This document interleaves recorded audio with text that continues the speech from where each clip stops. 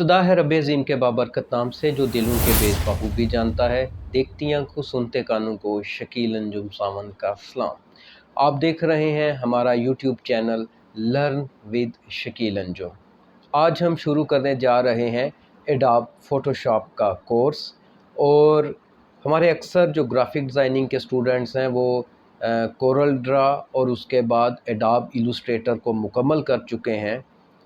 यहाँ पे बहुत से जो यूट्यूब पे हमारे सब्सक्राइबर हैं वो मुझे सवाल करते हैं कि हमारे तमाम कोर्सेज़ की वीडियोस एक साथ ही अपलोड हो रही हैं और सिर्फ माइक्रोसॉफ्ट वर्ड का जो कोर्स है वो मुकम्मल है अभी जो हमारी ये वीडियो आप तक पहुँच रही है।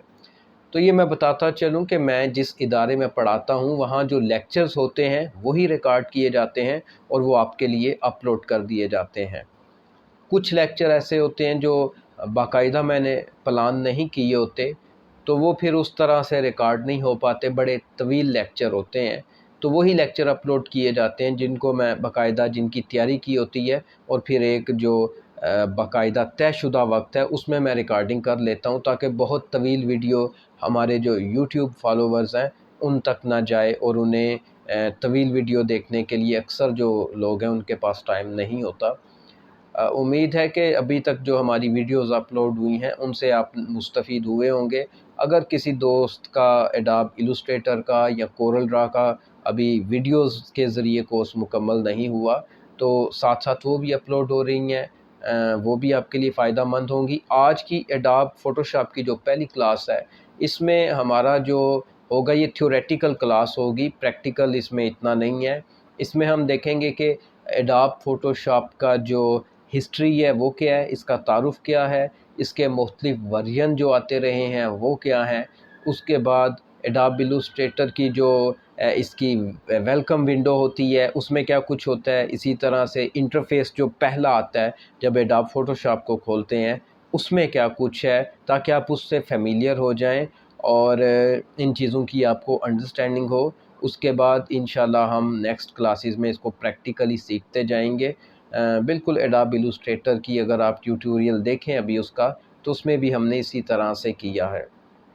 इन चीज़ों को आपने नोट कर लेना है और इन फ्यूचर जब हमारी क्लासेस होती रहेंगी, अगर आप इनसे अवेयर हैं, आपको थ्योरेटिकल इन चीज़ों की अवेयरनेस है, तो एक प्रोफेशनल ग्राफिक डिज़ाइनर की हैसियत से आप जाने जाएंगे।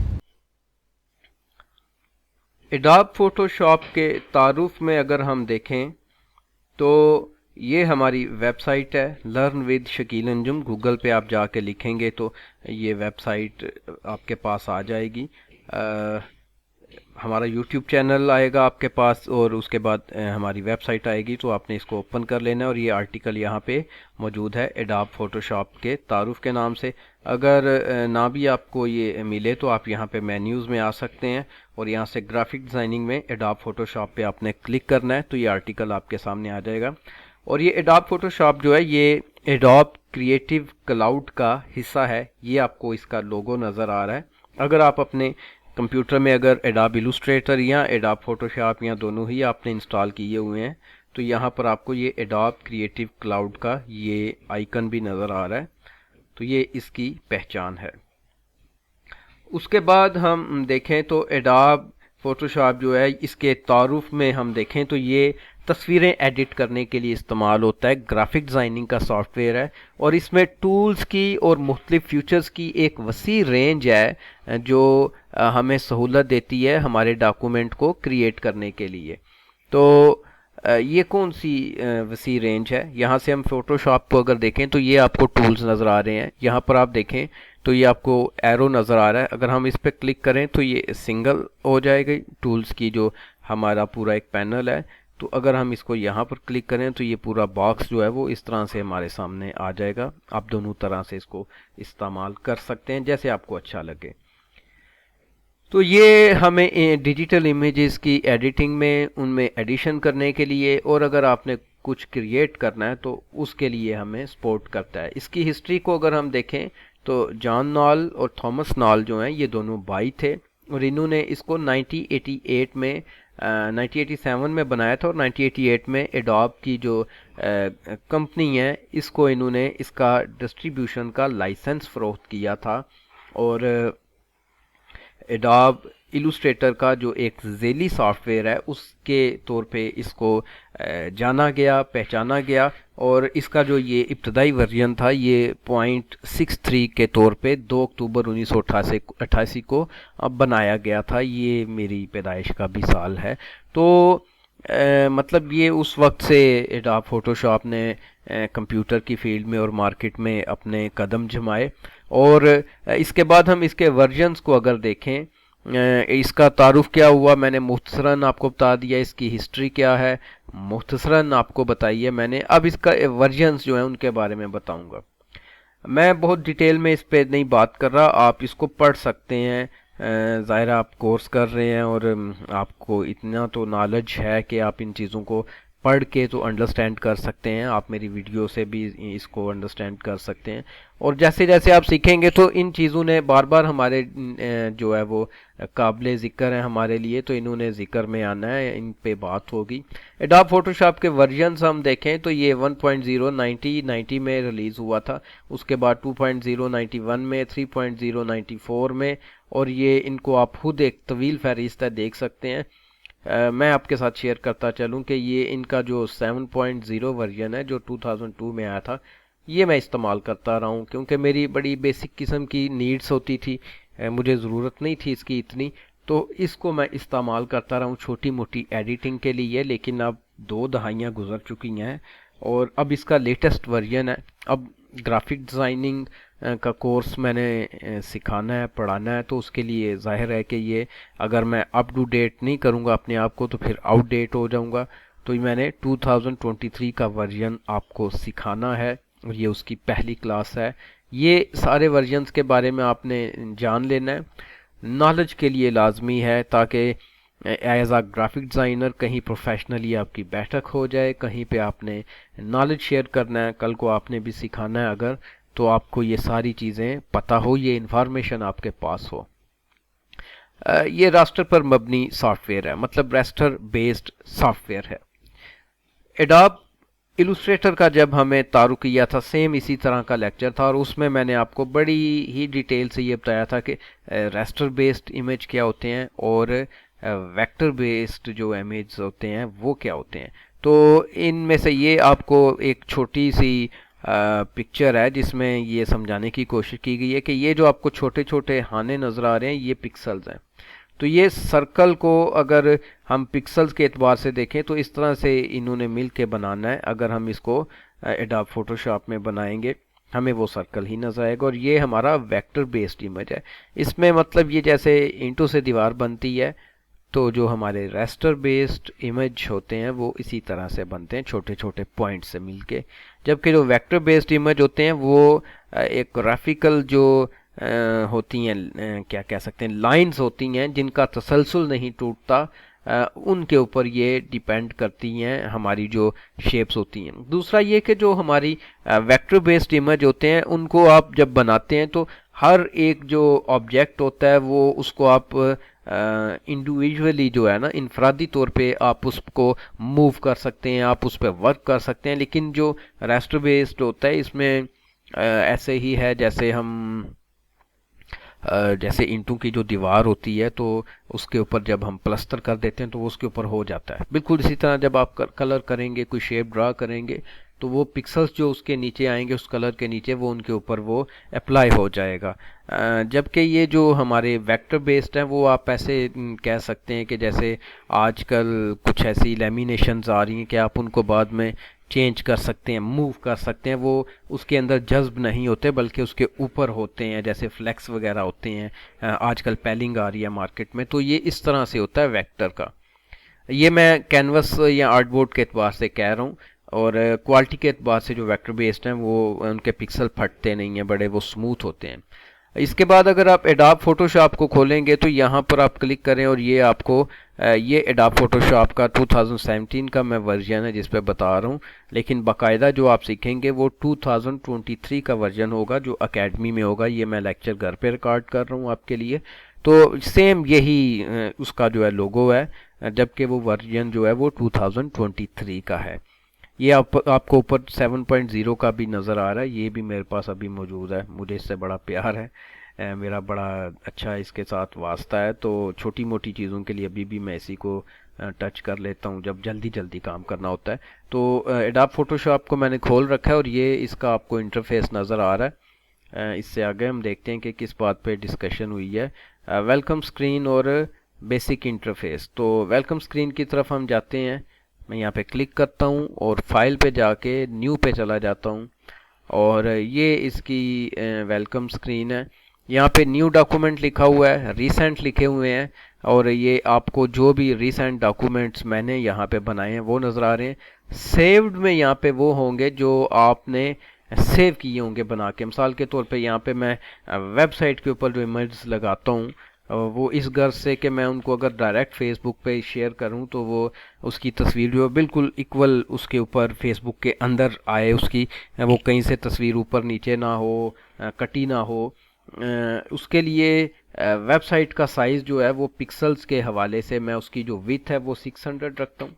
ये देखें लैंडस्केप है, पोर्ट्रेट होगा तो फिर ये हाइट में 600 आ जाएगा और हाइट जो है ये लैंडस्केप रख के मैं आपको बता रहा हूँ, हाइट जो है वो 300 में रखता हूँ इसकी।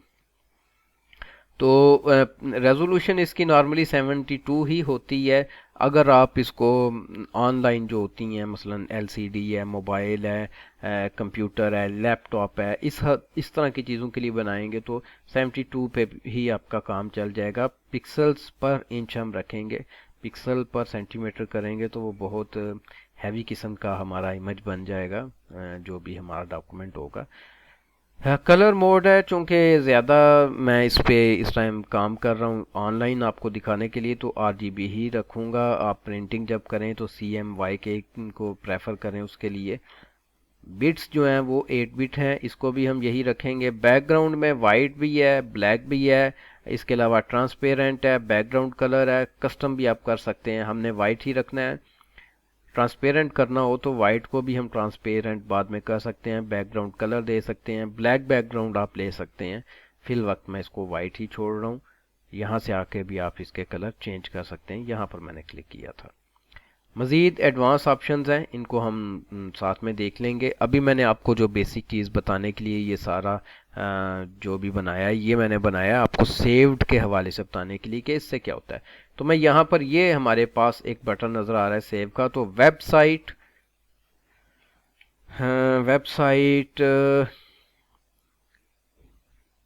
तो काफ़ी टेम्पलेट लिख लेते हैं। चलें ये टेम्पलेट लिख लिया तो इसको मैं सेव कर देता हूँ यहाँ पे, सेव प्रीसेट। तो ये आप देखें कि आपको यहाँ पे नज़र आ रहा है। तो रिसेंट में वो तमाम मौजूद हैं जो हमने बनाए थे, सेव्ड में वो है जो हम अपनी ज़रूरत के हवाले से यहाँ पे जिनको रखते हैं। तो ये हमारे पास मौजूद है 72 PPI है और ये 600 बाय 300 पिक्सल्स हैं। इसका क्या होगा कि अब जब भी मैं खोलूँगा तो मैं सेव्ड पे आके क्लिक करूँगा तो ये जो मैंने सेटिंग्स कर दी हैं इस हवाले से मुझे मेरा जो कैनवस है वो मिल जाया करेगा और मैं इस पे काम कर सकूँगा। फ़ोटो में यहाँ पे जो कुछ स्टैंडर्ड साइज़ हैं फ़ोटो के हवाले से वो आपको मिल जाएंगे, इन पे भी हम फ्यूचर में डिस्कशन करेंगे। प्रिंट है, इससे आप अवेयर हैं, मैंने आपको लेटर A4 और लीगल साइज़ के बारे में वर्ड में भी बताया था, एडोब इलस्ट्रेटर में भी, कोरल ड्रा में भी बताया था।